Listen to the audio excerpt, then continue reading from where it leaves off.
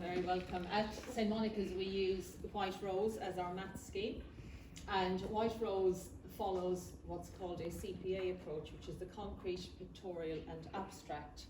And some of you may have heard that term before, some of you may have not, but if we have the next slide, this slide explains the approach. So the concrete would be where children are working with actual resources that they can pick up in their hands, so like blocks, cubes, etc. Like there you can see cubes.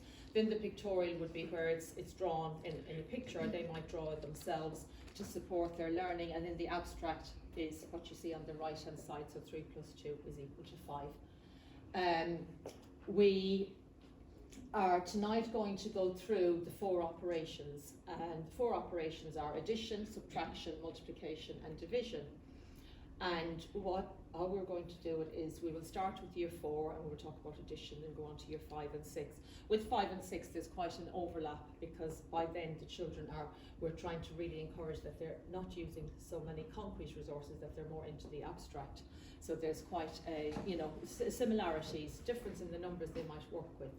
And so we will go through that. We will start with addition and we'll work through subtraction, multiplication and division, so that you get a little, it's an overview really, a snapshot of how we would teach certain operations in school. Some of you will be sitting there and you will think, oh, that looks different to how I learned it. And also some of the children may have come to us, certainly higher up in the school, but maybe they have learnt in a different way. But we will show you how we would teach it in St Monica's and the resources we would use to support the teaching of maths. And on the next slide we've sent this already, Ms Baptista sent that. This is our calculation guidance. And the actual White Rose guidance has many pages, but what we've done is we've condensed it to a more manageable number of pages, so that you can see how we would teach, and it gives you some examples. So some of the examples on the guidance we will go through this evening.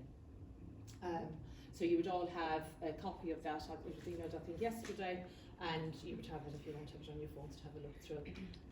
And then the next one is just a couple of Time TT Rockstars. It's a resource that we use in school. We have a subscription to it, and the children all have a login, and that's a very useful resource for them to practice their times tables. I know some children really enjoy it, and they enjoy the competitive side of it. The teachers set battles in the week so that they can use it as part of their homework. And then on the left hand side, just on the same slide, Ms Smith, on the left hand side where you see the phone, it's an app that White Rose have produced, and it's just a 1-minute app. Now it is geared towards younger children, but children, they still have questions to do with multiplication and division, and it's just, something that they might enjoy doing. For you to download. It's free to download, and it's something that could be used as to support.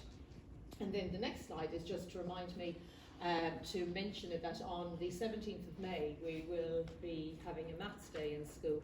And the last time when we were able to have one physically, I asked if any parents use maths in their jobs, and if anybody would be willing to come in and do a short presentation and just talk to the children, so that they can see that maths, we learn it in the classroom, but that it's something that as you go on in life could be used in different ways that they might not think of.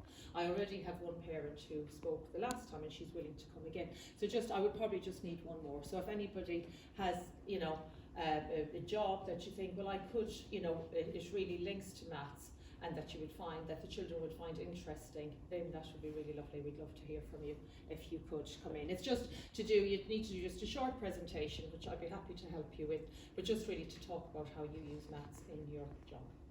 So children enjoy it, and it's nice to see, maths, as I said, in a different context to just learning it in the classroom. So we will make a start, as I said, with addition. So this is base 10 that the children can use in classes. They're available to everybody.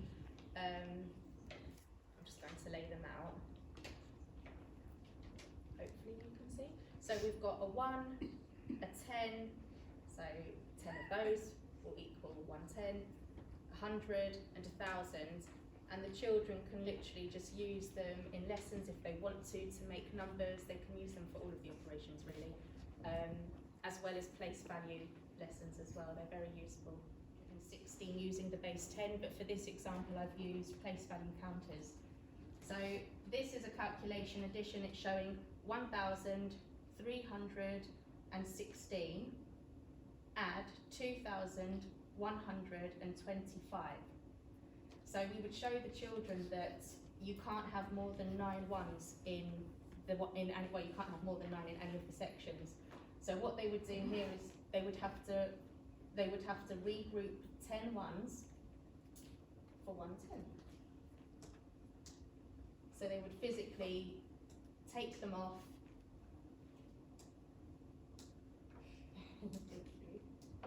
They're often much faster than we are. For 1 10, and then what they would do is they would just count them to see what the answer is. So 3,441 is left. Okay, so just moving on to a pictorial version. So rather than having the physical counters, we're drawing the base 10 instead. So as Ms. Preston-Smith said, we always start with adding our ones. And as already mentioned, you cannot have more than 9 ones in our ones counters. So we exchange or regroup 10 of our ones, and here you can see we have our extra 10.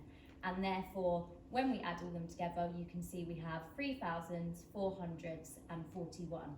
So it's just drawing it and making sure that they can visually see that addition and physically do that regrouping as well.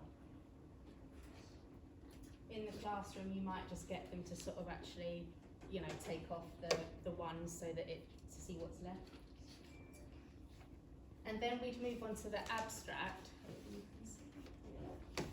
So ideally, by the end of year 4, really we want the children to be working with 4-digit numbers and using this column, this written method to do it.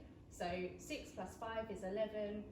We show the children that they need to carry the 1 over, and then 1 plus 2 is 3, remembering the 1 is 4, 3 plus 1 is 4, 1 plus 2 is 3. And they can get an extra point if they remember their comma. And just another way that that question might be represented is what we call a bar model. So here they're given their 2 parts and they need to work out what the whole is. So in order to do that, they would add our 2 parts together and that would get our whole. So the answer we'd expect them to write here would be our 3,441. I think it's just worth mentioning that this is the expectation, sort of the age-related expectation by the end of year 4 is to work with 4-digit numbers. But of course, this is pitched at the age-related. So in order to extend the children further in classes, we would have lots of worded problems, lots of puzzles, just sort of applying the maths in different ways where they're sort of explaining how they know. So, you know, there might be sort of a missing answer here and they've got to work out what it is, that kind of thing, as well as other problems really that hopefully you've seen in their books, some of the books. Yeah, I think Addition in year 5, is that clear enough for everybody? Yeah? Yeah. So we have here on the left hand side a pictorial representation using the counters, and with White Rose the slides they produce will show this, and it's very visual. It shows if the counters have to be regrouped and how they move on the screen. So it's very, very visual for the children. But then alongside we're showing here, so in year 5 we're looking at adding numbers with more than 4 digits. Can you enlarge that a bit? Yeah. It's just a bit small for picking this up. Right, that better? Yeah, just move it over a bit. Okay. A little bit more. Can you do a bit more? So the example here doesn't require any regrouping. So you can see 4 add 1 is 5, and here we have it represented visually. 4 add 1 is 5, 8 add 0, 5 add 2 is 7, and so on. So it doesn't require any regrouping, but we are working with numbers more than 4 digits when we get to year 5. And then here alongside this one, we do have to regroup. So you can see here with the example, so 4 add 1. And just to point out as well, we make sure that the children are very familiar with place value, that they really are secure with their place value, so that they know how to lay out a problem, and that they make sure that they are writing the digits in the correct column for whatever the place value is. And here we have 4 add 1 is 5, 7 add 3 is 10, and as they said in year 4, they know we cannot have any more than 9 counters in any place value column. That's the same, so then you need to regroup. You've got a 10, and then your 1 goes here because it's actually, so you've got 7 10s and 3 10s, so you've got your 100 and then your 1 goes over there, and so on. We also show this where they lay it out with the line underneath, with the second line underneath, and then their regrouping goes underneath here. This is for addition, slightly different when we move on to multiplication. So that's an example, 2 different examples showing where we're alongside, you know, you've got the pictures and then you've got the actual abstract representation. Some children will come from year 4 and they're, you know, able to do it. So then obviously they wouldn't necessarily need to be looking at that, but they'd be straight on to the abstract. So that's for year 5. And then if we look at year 6, you're looking at adding numbers with more digits. But I wanted to show this where you can see we've got 4 digits in this number and then you've got 6 here. A very common mistake for children to make would be to write this 5. They would write this number and then write this one perhaps underneath it. So that would then tell us that the children aren't very secure with their place value. And you might think, oh, would they make a mistake like that? It is quite a common mistake. So they really need to think about the place value of the digits. So a question would be worded like that so that they would think, well, I will write the larger number first and then I will put my other number underneath, making sure that I know that this is 5,000, so it goes under here with my 5,000 column. Again, with your addition, 6 add 0, just like we showed on the earlier slide. 5 add 3 is 8, 8 add 2 is 10, I can't have any more than 9, and so on. I'm regrouping and I get my answer of 430,086. It's also very important that children, because some children might just read, well, it's 430,086. It's really important that we encourage them to say the number, right? What number is that? So that they're able to write it. Okay, they get the right answer, but it's really important that they understand what that number is. It's 430,086. So we would obviously, that's place value, but it goes through all, you know, the maths teaching that we do. And then here I'm just showing it with, so we've got adding 2 6-digit numbers, and a question like that would just require, you can see there that we've lots of regrouping going on, so they really need to be secure because you want them to be confident and able to add without any, what I tell mine, careless errors, that they have the method, but they really need to think, is that right?